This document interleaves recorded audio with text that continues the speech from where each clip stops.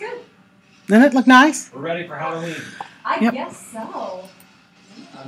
Okay, guys, just a quick review of what we're doing today because you're going to be gone.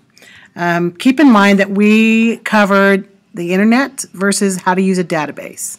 And that a database is like reaching your hand inside a controlled library. All of the sources there are checked and proven. So it's the best place to start when you're actually doing real research. And so we'll move past that. Remember that you have to know what a primary source is. And a primary source is anything that's directly from the event, like an interview or an actual document from that event. This can also be a newspaper article about the event on the actual day of the event, not written post or after, but on the day.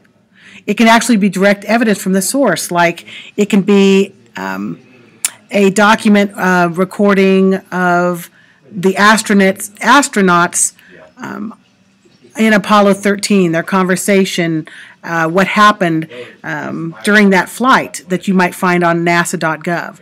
Or it can be actual schematics of their flight pattern or something like that. That's direct evidence.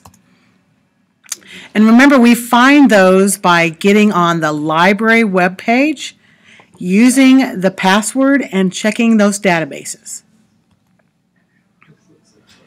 Okay, I'm trying to move on here. A secondary source is any source that talks about the event without being a direct contact. So if the topic is about something, then it's a secondary source. So Wikipedia would be a secondary source, or an article that talks about information would be a secondary source. That is pretty much general stuff, like a book or an article, okay, or factual information somewhat removed. So how do we actually use Google News to find a primary source? Well, Google News is a great way to do that, and I'm going to just kind of review that. I use Google News a lot. We just look it up. And Google News we're going to use this to find primary sources. We're going to go here, see where the search bar is, and there's this tab. That gives us an advanced search. So we might look up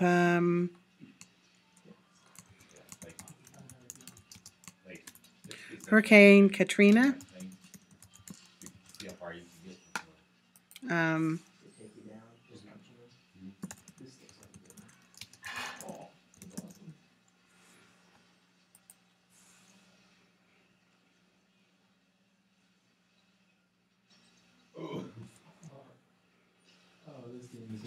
I don't think I want anything. I'm going to have this anywhere in the article. I'm going to go down to where it says archives. And archives are storage places, okay? And I can search. Now, if you notice, we're going to get stuff, okay? And so this doesn't look like it's Hurricane Katrina stuff. Because I would have to look. And none of this looks like it's really what I need. Hurricane survivor interview.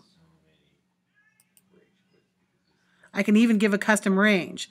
So if I would put my year, because it happened in 2005, that might help me a little. Yeah, see, so I get better, a better content. Interview with Hurricane. There's a primary source right there. Here's a primary source. So if you're going to use Google News, you need to go to the archives and or give a specific date. And then you can find actual stuff. And you can choose web stuff. There's going to be, if you notice, these are a lot of videos because of the time frame. But that's how you use Google News to find a primary source. That's one of the ways you can do it. Okay? So back on track a little bit here. We have to remember that anything we use, we must document. That's the rule. Because if not, you're guilty of plagiarism. And anytime you attend a D1 university or even a D2 university, you're going to have to sign a code of conduct that's going to say basically, I will not plagiarize. And if I do, and I'm caught plagiarizing, I will be held accountable. And that means losing class and coursework. So it's a really serious thing, guys. Learning how to do it is really important. So we learn to cite all sources. And we're going to use what's called Citation Machine. In Citation Machine, Actually, this was created by a 17-year-old kid. We use APA format, or actually MLA format, I meant to say. And notice I can look at every kind of source and figure out how to do that. And what's cool is, even with a book, if I put the ISBN number, which is like that little scan number in there, it'll actually just lay it out for me.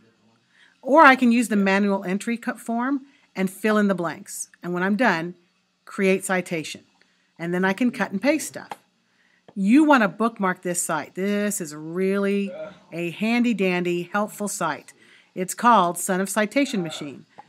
Wonderful, wonderful site. So you can use that correct format with a little help. But when you get done, you have to know that you want to put your materials together in what's called a works cited page. And if you notice, I've got 3 sources here. I go from margin to margin. Any consequential lines are indented. See how that works? And so I know I've got 3, and then they're listed in alphabetical order. So even when I cut and paste the sequence, I got to worry about spacing. See how I've got everything double spaced? I have to set these up. That's important for you to know because that's part of the format. And any professor or teacher is going to expect you to know this. All right? And we will practice this just so you'll know. So here is your assignment, and I want you to email me if you have any questions. You have to do 2 things. You've got to find 2 sources. That's the emphasis. But there are multiple steps in finding those 2 sources. All of this is one assignment on one Word document. So the first thing you have to do is find a primary source on one of the following topics: the creation of the personal computer, augmented reality, cloud technology, or something to do with space, NASA, or its discoveries. So you're going to pick one of those. Now here's what you have to realize. You have to know something about the topic to find a primary source. For example, how can I find a personal interview if I don't know who helped invent the personal computer? So I'm going to write a really good search string. Maybe I'll put personal computer, capital and, history and or invention, right? Find out who's responsible. Now that I've got names, I can go back to my database on the high school webpage and see if I can write or look in that database for an interview or information on those people. I can also use Google News and do the same. Once I find my source that's truly a primary source, I am going to take a screenshot of it, and then I'm going to create an entry in MLA format for that source.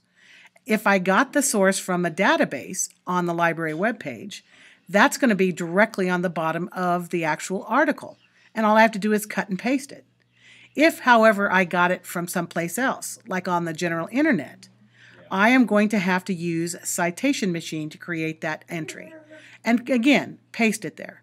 So that's my first job. That's problem 1. Problem 2, I'm going to find a secondary source on a different topic from above, either personal computer, augmented reality, cloud technology, or something to do with space. That means I'm just going to write a good search string and find an article about those. But I'm going to try to prove or validate that article. And here's how I'm going to do it. I'm going to take screenshots of my results of how I'm trying to test out and validate that article. So first I'll take a screenshot of my article. Then I'm going to go to problem A. Who owns the site or domain? Who are they? Remember, I'm going to use easy who is. And when I do that, I'm going to put in easy who is the domain of the website from my article. The domain is just going to be the name .com or .org or .gov or .mil. It's just that name and that, nothing else. Don't put HTTPS / www in there. That's not the domain. So I want just the domain. When I find my results, I'm going to screenshot that. Are they legitimate? That's a good question. Then I'm going to go to part B. What's the history of the website? What does it look like over time? I'm going to go use Wayback Machine, which is really at archive.org. Again, I will paste in just my domain, and see what that I can find of how the website looked. Screenshot that, please. And lastly, excuse me, who is linked to the site? That's just me opening a Google search, typing link, colon, and then following my domain. That's going to tell me what kind of websites are also linked to that. That'll give me a lot of information. I'm going to screenshot that. And that's the end of the process. So basically, the two things you're going to do, find a primary source on one of those topics. Provide that source by either screenshotting it or downloading it, and create an MLA format citation for that source. The second thing you're going to do is find a secondary source on a different one of those topics. You're then going to validate that source by taking a screenshot of who owns the site after you use EasyWhoIs. Find the history of the site by using Wayback Machine and taking a screenshot. Find out who is linked to the site by using your link command followed by the domain and screenshotting that. Lots to do, one Google Doc, 2 problems, and then you're going to throw that in your drive. That's due tomorrow. Now, if you run into problems, shoot me an email, and I'll do my best to hook up with you and connect, and we'll make sure things work, okay? Wish you best of luck. Bye-bye.